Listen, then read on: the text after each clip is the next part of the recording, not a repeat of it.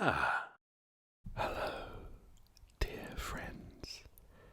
Today I will be taking a personality test from the website 16 Personalities. Only 10 minutes to get a freakishly accurate description of who you are and why you do the things the way you do. Now, this personality test, I believe, is an extension of Myers-Briggs Psychometric testing. It's very, very insightful. There are some people who swear by it. You can see some of the comments after you've taken the test of people saying it feels as though somebody has reached into their brain and written down all of their innermost thoughts. You get a very comprehensive report at the end, which we'll go through together. So in a way, this is a kind of English gentleman ASMR get to know me video, and you'll get to know me in a very deeply personal way, I suppose.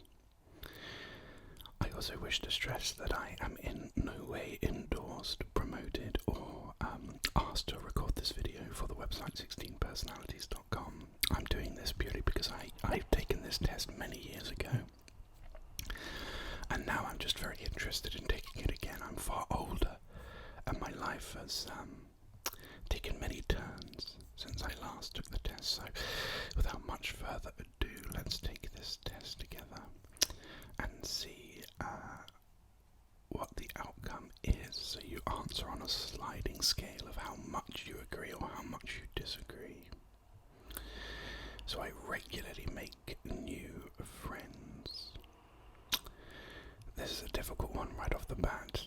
I'm not particularly outgoing when it comes to making new friends or wanting new friends. I'm often more of a lone wolf. I quite often value my own time, and I feel heavily obligated to friends and feel like I can let them down quite easily, and it's a bit of a burden sometimes. But I'm not also antisocial or super awkward in social settings either. I will naturally make friends quite easily at work environments. I'm just gonna, unfortunately, jump right in the middle of the fence for that first one. I spend a lot of my free time exploring various random topics that pique your interest. Hard agree. I suppose this channel is a testament to that. I'm just finding anything from history, art, literature, culture, drama that catches my eye to learn about it. I love walking through museums and reading all of the descriptions, much to the detriment of the people I'm with who just want to move on, and I'm there reading about an artist's childhood. Seeing other people cry can easily make you feel like you want to cry too. I slightly agree. I can take an objective stance if somebody's crying and I need to help, or if there's something I can do to help, but then at the same time it's very hard not to empathise and feel like you could cry too. I often make a backup plan for a backup plan. I'm going to mostly disagree there. I'm a kind of let's jump in and just do what the first thing comes to mind is, and I'm sure it's going to work. I usually stay calm even under a lot of pressure. Yes, I'm pretty confident that I do. At social events, I rarely try to introduce myself to new people and mostly talk to the ones I already know. Absolutely. I mean, have you ever been asked to go to a party and you only know one person there, the amount of anxiety you feel before you turn up, thinking that you will be stuck in the corner just staring at everyone. I prefer to completely finish one project before starting another. I am quite good at that these days. I mean, if this would have been 10-15 years ago, I would hard disagree. I am quite good at meeting deadlines and completing projects, but I do often have multiple ones on the go at any one time, so I've got to kind of, if I prefer, I'm going to go with that one. I'm very sentimental. I do like to think about the good old days. And when I say good old days, I mean like being a 7-year-old. All you had to worry about was getting home from school and then running out into the fields on a summer's day and playing Mega Drive. So in that respect, yes, I'm quite sentimental. I like to use organising tools like schedules and lists. I'm not obsessive, but I do like to record. If I'm asked to do things and I know I can't action them straight away, I would add them to a list, so I technically do, so I'm here. I'm not freakishly organised. I'm going to go with that one. Even a small mistake can cause you to doubt your overall abilities and knowledge. Yeah, absolutely. I'm terrible for that. I don't know if you are. But just, yes, any slight mistake. Even just not saying good evening to somebody who, you know, as you were leaving for work, going home, and then you forgot to say good evening to a colleague who was sitting next to you, and you kind of just lay awake thinking, oh no, they think I'm a terrible person. Anxiety is not fun. But you feel comfortable just walking up to someone you find interesting and striking up a conversation? Absolutely not. You are not too interested in discussing various interpretations and analyses of creative works. I'm not too interested. No, I am very interested, so I disagree. I very much disagree. I mean, life doesn't have to be all work, right? One of the fun things can be about discussing your interpretations of creative works and finding out what other people's opinions are. I know some people take that to the nth degree and make it not very fun for everybody when they're, I don't know, under the illusion that every single protagonist should be a white male, you know, these people. You're more inclined to follow your head than your heart. I do go with my gut quite a lot, but then I do think things through sometimes, and I think of myself as more of an instinctive person, so I'm going to slightly disagree. I usually prefer just doing what I feel like at any given moment instead of planning a particular daily routine. I do quite agree with that. I might have a rough idea. I rarely worry about whether you make a good impression on people you meet. I very much disagree with that. I mean, yeah, like I mentioned before, I can be losing sleep over how people have, I've become quite good at that in my older age. I think one of the things that if you do struggle with how you feel when you might have that moment where you know you're coming off the wrong way to somebody when you're first meeting them. And then the way of just dealing that is saying nothing and then just worrying about it and freaking out about it for a certain amount of time afterwards. I had that experience quite recently, and I just straight up acknowledged it. I said I had a kind of one-to-one with that individual later on, a personal meeting, and I just said, I'm very conscious that I might have come across in X, Y, and Z way, and that wasn't my intention. It's good to know you now on you know, more even terms, and that seemed to have quite a good impact actually. So it was something that I certainly recommend if you do feel very anxious about first impressions. I enjoy participating in group activities. Again, I don't actively seek them out, but then again, when I'm in them, I do quite enjoy the dynamic. If you had to put me in a group, I do enjoy. I'm going to go low-key. I like books and movies that make you come up with your own interpretation of the ending. Yeah, absolutely. That's quite fun to discuss with people. My happiness comes more from helping others accomplish things than your own accomplishments. Yep, absolutely. I'm a bit of a people pleaser. You're interested in so many things that you find it difficult to choose what to try next. Agree. I mean, I have my own favourites that I come back to. Bit of a jack of all trades, master of none, though. You're prone to worrying that things will take a turn for the worst. Yep. I avoid leadership roles in group settings. So this is interesting because you would think that the way I often feel about things, that I'm prone to worrying and first impressions and all these things, that I would absolutely avoid leadership roles. But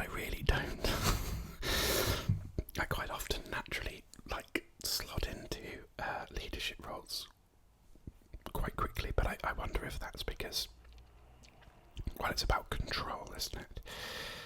If I can control the setting and the environment and the objective and the work, then everything is on the table, I suppose, or more things are on the table rather than taking a passive role. It was a little bit like growing up. I was often the class clown. And I was the class clown because of just how anxious I was in social settings. If you make people laugh, it's the most transactional, obvious feedback that people are enjoying your company. Somebody laughs, they're having a good time, right? But deep below, you would always feel like that it was self-fulfilling. You'd resent yourself as well, because if you were always making people laugh, you had a very particular role and function to play in a group dynamic. You weren't the kind of person who would act as a best friend to anyone, somebody who could confide in you, because you were the silly loud one. So it was a bit of a double-edged sword in that respect. But yeah, if you know somebody who is often the jerky comedic one in settings, it might be worth paying attention to how they really feel in their quiet or downtime. Based on my experience, it can often be that they are not as happy as they like to make out in a group setting.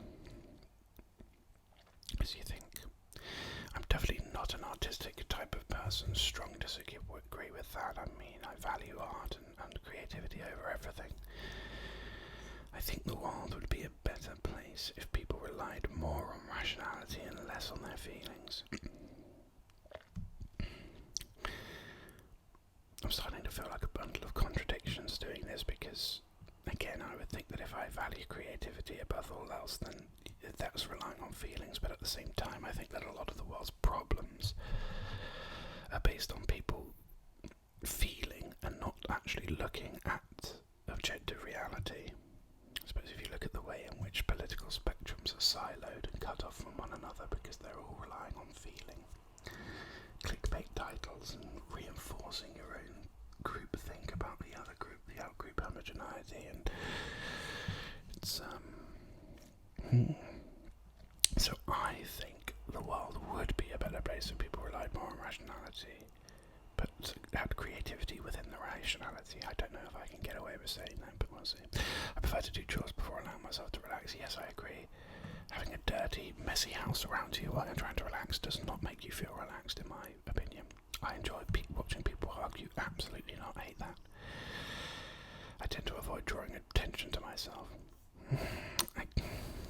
If I were younger again, I think I would strongly disagree. But I have mellowed out in my older age. It isn't about so much controlling conversations and being at the forefront of them, because I realise I make myself a target. I kind of agree. My mood can change very quickly. Kind of disagree. It can. It can. Okay, I'm going to slightly agree, actually. I lose patience with people who are not as efficient as you. Yes, this is a flaw of mine. I recognise it as a flaw of mine. That I have a kind of standard of myself, and then if people don't meet that standard, I can get frustrated. I'm very good at managing that now and how I communicate that with others, but I still feel it, which isn't great. Often I'm not doing things at the last possible moment. Kind of agree with that. Yes, I do agree with that. I'm a bit of a deadline finisher. I think I do my best work when I'm under pressure. It's got to be done tomorrow, so just smash it out in a day. I've always been fascinated by the question of what, if anything, happens after death. Absolutely. I find the concept of ghosts and ghost stories so interesting. Ghosts are often presented, of course, in horror stories and scary stories, but if you think about it, actually ghost stories would potentially, or could potentially, or should potentially be one of the most assuring stories on the planet, if they were true, because it would indicate that there is an afterlife and that life does not end at death, and that there is an eternal beyond. It might not be a particularly happy one, but at least we know there is one. I usually prefer to be around others than on your own. Yeah, I kind of disagree with that quite strongly. I become bored or lose interest when a discussion gets highly theoretical. No, I disagree. I enjoy theoretical discussions. But I do like action as well. You find it easy to empathise with a person whose experiences are very different from yours. I think when I was younger, 10, 15 years ago, I would absolutely disagree. I suppose because you've got that very narrow-minded worldview that, what your experience is what everybody else experiences, and it's weird if people don't, but I think I'm better at that now. I usually postpone finalising decisions for as long as possible. Yeah, I kind of agree with that. I rarely second guess the choices that I've made. Strong agree. I often just go for it. And then if it doesn't work, you make a new choice. Just go again, reset completely, restart. After a long and exhausting week, a lively social event is just what you need. I couldn't think of anything worse. Let me read a book, play a video game, listen to music. I do enjoy going to art museums. I wouldn't pick them over, say, a walk in the countryside, but I do enjoy it. You often have a hard time understanding other people's feelings. No, I do disagree with that. I can interpret people's feelings quite well. I like to have a to-do list for each day. I technically do at work, but not in my daily life. So the 5-2 rule, I kind of agree. I rarely feel insecure. Absolutely, definitely feel insecure, and I avoid making phone calls.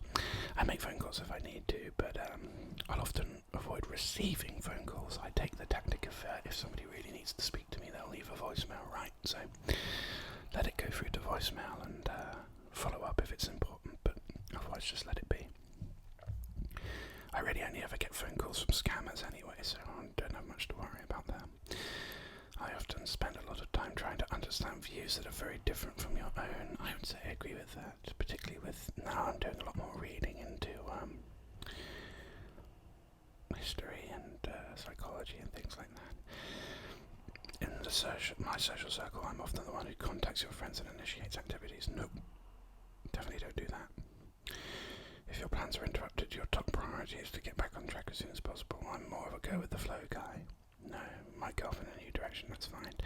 You're still bothered by mistakes that you made a long time ago? Absolutely I am. I rarely contemplate the reasons for human existence or the meaning of life. I think about it all the time. Your emotions control you more than you control them. 10, 15 years ago here, getting better at it, but still need to work on it. I take great care not to make people look bad even when it is completely their fault. Yeah, absolutely, because I'm always more concerned about how I look or how I'll come across to them, even if they've messed up and done something bad. At the cost of my own, it's far easier to make me the person at fault for a thing, rather than have somebody think a certain way about me for the long term. I couldn't stand that. Not good, eh? My personal work style is closer to spontaneous bursts of energy than organised and consistent efforts. Yes, I'd agree with that. When someone thinks highly of you, you wonder how long it will take them to feel disappointed in you. Yes, I am always concerned. I think that's it works out in a way which is a good driver for me. It makes me continually strive to do the best I can, but it isn't the most healthy point of motivation. I would love a job that requires you to work alone most of the time. Yeah, that would be nice. But then I wonder if I like the idea of that, and in reality, I would start to feel lonely if I genuinely did put myself in an isolated setup. I'm going to slightly pull back on that. I believe that pondering abstract philosophical questions is a waste of time. No, absolutely not. I think, therefore, I am a Descartes.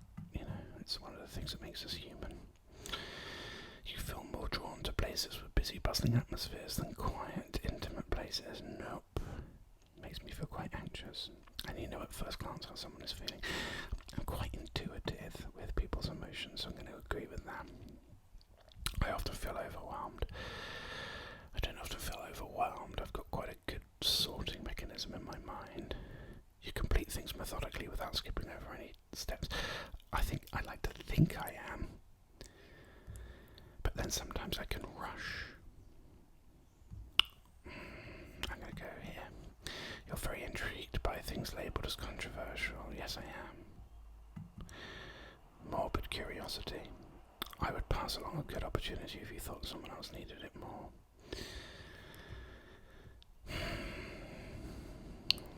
I can be quite egocentric and focus on my needs, so I'm going to go disagree. I struggle with deadlines. Nope, don't struggle with deadlines, and I feel confident things will work without. Yeah, bit of an optimist.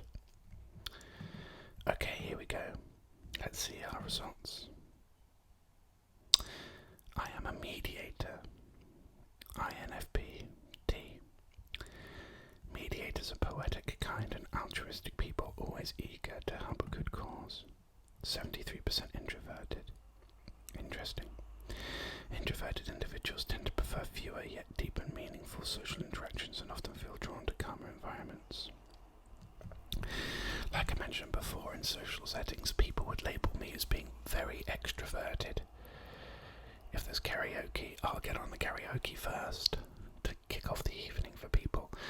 I'll host things at the drop of a hat. I'll get on stage and present things if you need me to. I was an actor in a past life, so a lot of people would naturally label you as extroverted, but I think people often associate extroversion with observable behaviour, not really acknowledging the intent behind it. Like I mentioned before, my extroversion often came from places of wanting to control the environments that I was in. 87% intuitive, well, that's quite strong. Very imaginative, open-minded and curious, value originality and focus on hidden meanings and distant possibilities. Yes. Feeling individuals value emotional expression and sensitivity. Place a lot of importance on empathy, social harmony and cooperation. Prospecting individuals are very good at improvising and adapting to opportunities and tend to be flexible non-conformists who value novelty above stability. 63% turbulent, self-conscious and sensitive to stress. They feel a sense of urgency in their emotions and tend to be success-driven, perfectionist and eager to improve. Yes, you've got me there. No, okay, we can skip this bit. So here we are. Although they may seem quiet or unassuming, mediators have vibrant, passionate inner lives, creative and imaginative. They happily lose themselves in daydreams, inventing all sorts of stories and conversations in their minds. These personalities are known for their sensitivity. Mediators can have profound emotional responses to music, art, nature and people around them. Idealistic and empathetic, mediators long for deep, soulful relationships and they feel called to help others. But because this personality type makes up such a small portion of the population, oh, did you hear that, everyone? I am special. Mediators may sometimes feel lonely or invisible, adrift in a world that doesn't seem to appreciate the traits that make them unique. Yeah, right in the feels there. Lovely token quote, one of my favourites. All that is gold does not glitter. Not all those who wander are lost. The old that is strong does not wither. Deep roots are not reached by the frost. The gift of empathy. Mediators share a sincere curiosity and the depths of human nature. Introspective to the core, they're exquisitely attuned to their own thoughts and feelings, but they yearn to understand the people around them as well. Mediators are compassionate and non-judgmental, always willing to hear another person's story. When someone opens up to them or turns to them for comfort, they feel honoured to listen and be of help. For mediators, an ideal relationship of any kind is one in which both people feel comfortable sharing not just their wildest hopes and dreams, but also their secret fears and vulnerabilities. Empathy is among this personality type's greatest gifts, but at times it can be a liability. The troubles of the world weigh heavily on mediators' shoulders, and these personalities can be vulnerable to internalizing other people's negative moods or mindsets. Unless they learn to set boundaries, mediators may feel overwhelmed by just how many wrongs there are that need to set right. Yes, that is very accurate. Few things make mediators more uneasy than pretending to be someone they aren't. With their sensitivity and their commitment to authenticity, people with this personality type tend to crave opportunities for creative self-expression. Comes as no surprise then that many famous mediators are poets, writers, actors and artists. Well, there you go, that does a line to my background. They can't help but muse about the meaning and purpose of life, dreaming up all sorts of stories, ideas and possibilities along the way. Through these imaginative landscapes, mediators can explore their own inner nature as well as their place in the world. While this is a beautiful trait, these personalities sometimes show a tendency to daydream and fantasize rather than take action. To avoid feeling frustrated, unfulfilled or incapable, mediators need to make sure that they take steps to turn their dreams and ideas into reality. People with this personality type tend to feel directionless or stuck until they connect with a sense of purpose for their lives. For many mediators, this purpose has something to do with uplifting others and their ability to feel other people's suffering as if it were their own. While mediators want to help everyone, they need to focus their energy and efforts, otherwise they can end up exhausted. Fortunately, like flowers in the spring, mediators' creativity and idealism can bloom even after the darkest of seasons. Although they know the world will never be perfect, mediators still care about making it better however they can. This quiet belief in doing the right thing may explain why these personalities so often inspire compassion, kindness and beauty wherever they go. That's very uplifting. It's quite inspirational. A lot of accuracies in there. What are the strengths? Empathetic. Mediators don't just care about other people in an abstract sense. These personalities can actually feel another person's emotions, from joy and elation to sorrow and regret. Because of this sensitivity, mediators tend to be thoughtful and kind-hearted, and they hate the idea of hurting anyone, even unintentionally. Generous. Mediators rarely enjoy succeeding at other people's expense. They feel called to share the good things in their lives, give credit where it's due, and uplift the people around them. These personalities want to contribute to a world where every voice is heard and no one's needs go unmet. And open-minded, tolerant and accepting. Mediators try not to judge anyone else's beliefs, lifestyles or decisions. It's a personality type that prefers compassion to fault-finding, and many mediators feel empathy even for those who have done wrong because they're so accepting. Mediators often become confidants for their friends and loved ones, and occasionally for total strangers. Creative.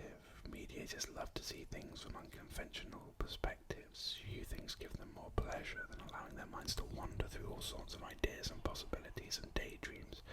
It's no wonder then that many mediators are drawn to creative pursuits. Or that this personality type is well represented among writers and artists. Passionate. When an idea or movement captures their imagination, mediators want to give their whole heart to it. People with this personality type may not always be outspoken, but that doesn't mean diminish their strong feelings for a cause that speaks to their beliefs and convictions. And then idealistic. Mediators strive to follow their conscience, even when doing the right thing isn't easy or convenient. They rarely lose sight of their desire to live a meaningful, purpose-filled life, one that helps others and leaves the world a better place. Now, weaknesses. This is going to be interesting.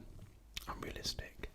I can be quite unrealistic. Nothing in this world is perfect, and that can be a difficult truth to accept. People with this personality type can be hopeless romantics with rose-coloured visions of what their lives should be like. Can set you up for disappointment when reality inevitably falls short of their dreams. It can be self-isolating. Mediators long to connect with others, but they don't always know how. Especially in new environments, mediators may be reluctant to put themselves out there in ways that would help them make new friends or become involved in a new community. As a result, people with this personality type may sometimes feel lonely or isolated. Unfocused, imaginative, introspective nature doesn't always lend itself to productivity. Many mediators get frustrated by how difficult they find it to buckle down and get things done. The problem isn't that they're incapable, rather it's that they run into problems when they become so caught up in different ideas and ideals that they fail to commit to a course of action. Emotionally vulnerable. The emotional attunement of these personalities is among their greatest strengths, but unless mediators establish boundaries, they can be at risk of absorbing other people's negative moods or attitudes. I'm desperate to please. Mentioned earlier that I am a big old people pleaser.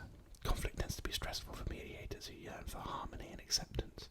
When someone dislikes or disapproves of them, these personalities may become fixated on trying to clear the air and change that person's mind. I do. Unfortunately, the desire to please others can drain energy, eclipsing their inner wisdom and their awareness of their own needs. Self-critical.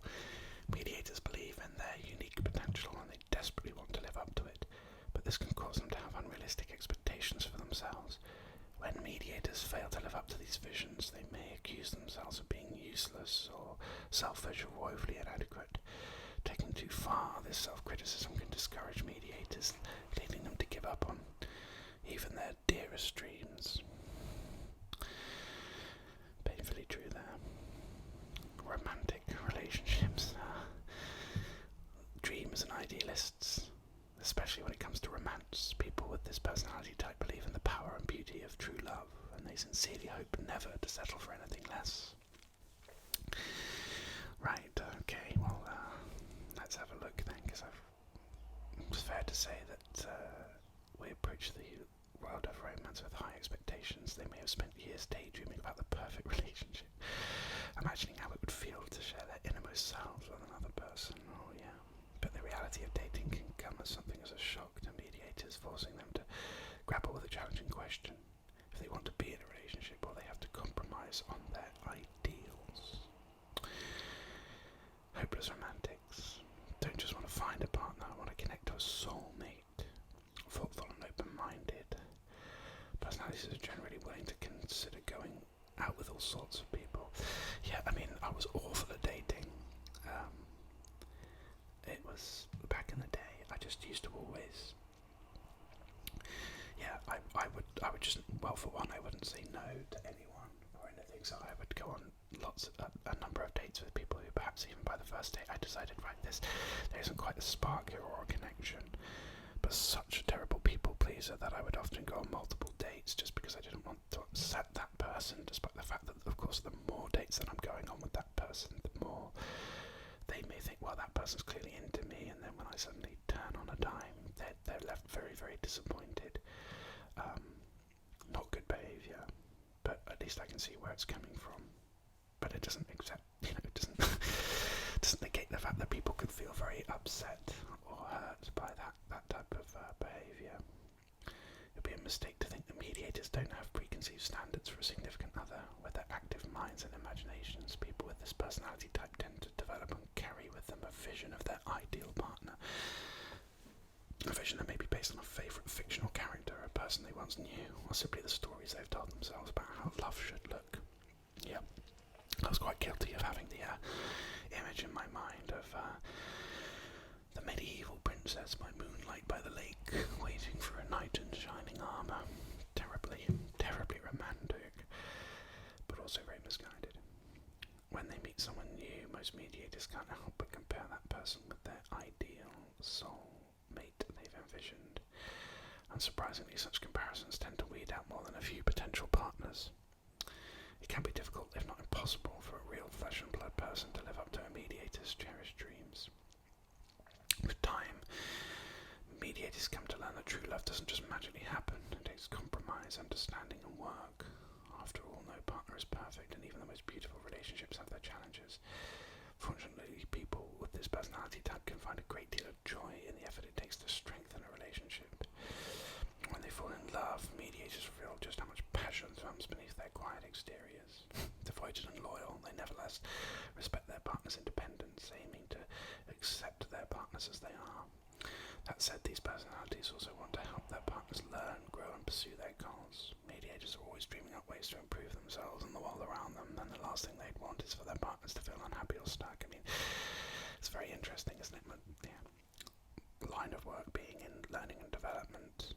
It's reflected in my everyday, not just relationships, that I want to help others and make them the best they can be.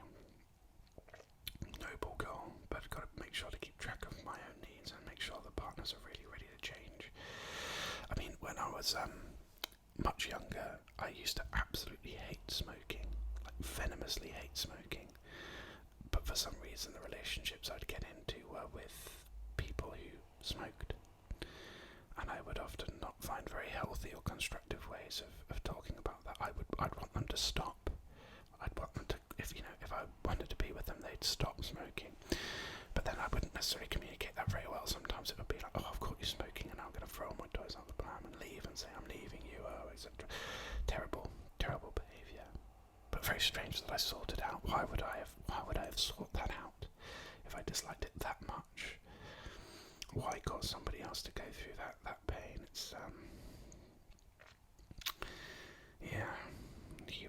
things are funny.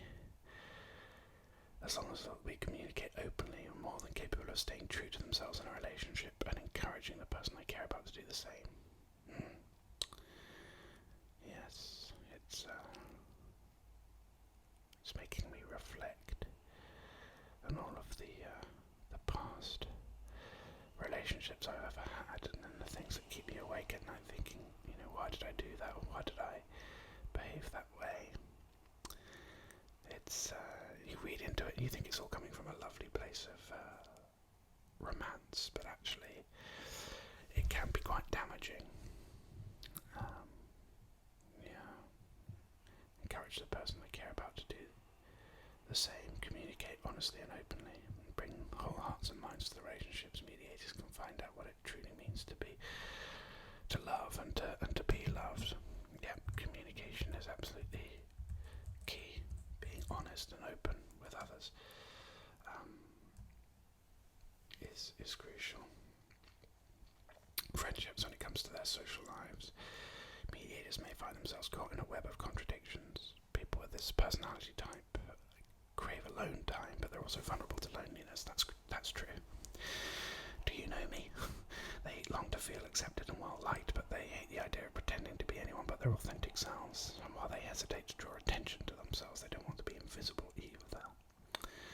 The good news is that in the company of true friends, mediators can escape the hamster wheel of these insecurities and focus on what really matters. For these personalities, friendship is a precious commodity, an opportunity for two people to lift each other up and change each other's lives for the better. Mediators truly believe in the old saying that a friend in need is a friend indeed. Few things bolster their sense of purpose like being there for someone they care about. Perhaps because of their intense investment in these relationships, mediators tend to feel most fulfilled by spending time with a small, intimate circle of friends. Acquaintances may come and go, but this inner circle is likely to include mediators' friends for life.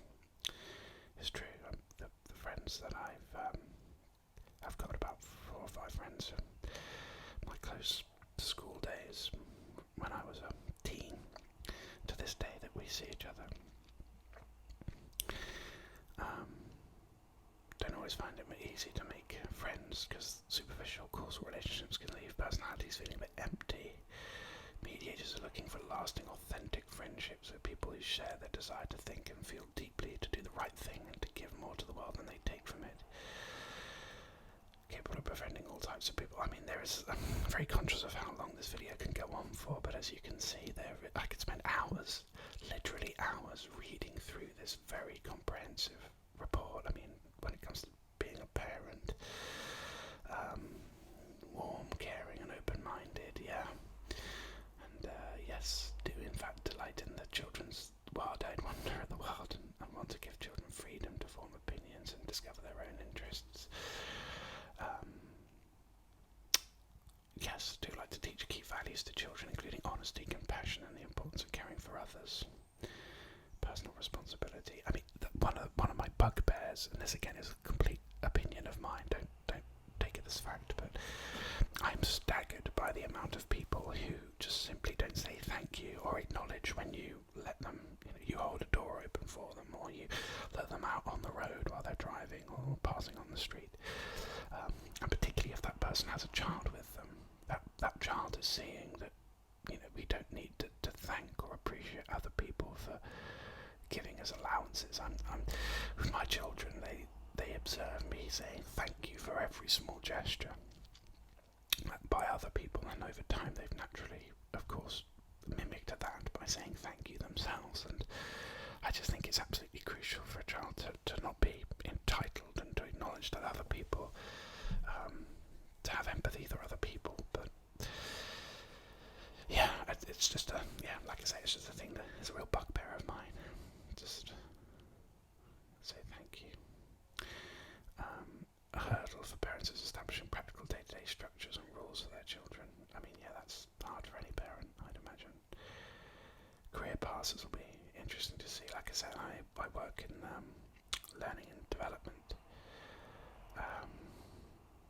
Especially might write novels. Yes, I dabbled in writing once upon a time. Mediators can infuse even the driest of materials with new life. That's true, I love to do that. Add a little pizzazz. Mediators can draw from inner depths to put out exquisite interpretations of a creator's work. Create their own work as playwrights, composers, choreographers, actor in a past life, and do work that is helping others. It's weird, isn't it? I genuinely do work in this. I definitely do find it demotivating to work in high-stress, bureaucratic or hectic environments, and I don't like highly critical or competitive workplaces. It's I do like to be acknowledged. I do need to find purpose in my work, and I am loyal and upbeat and considerate. I am very loyal. Whenever I work for a business, I kind of often take on their goals directly as my own.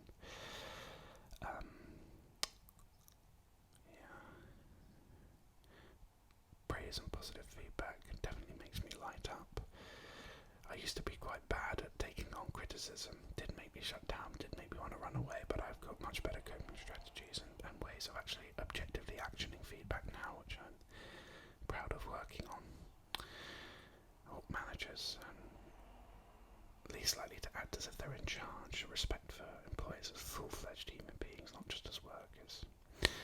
Yeah, absolutely. Rather than make decisions yourself, you've got to hear other people's thoughts and opinions. Absolutely. People, I think, do their best work when they feel they're in control of their own destiny, right? So, few personality types are as poetic and kind-hearted as mediators. Oh, you're making me blush.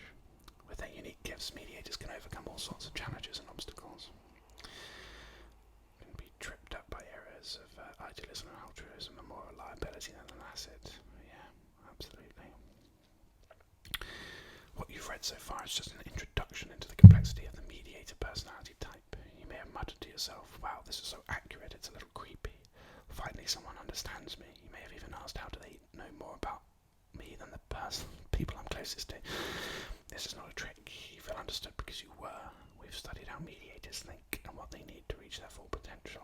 In the process, we've learned how people with your personality type can overcome even their greatest personal challenges.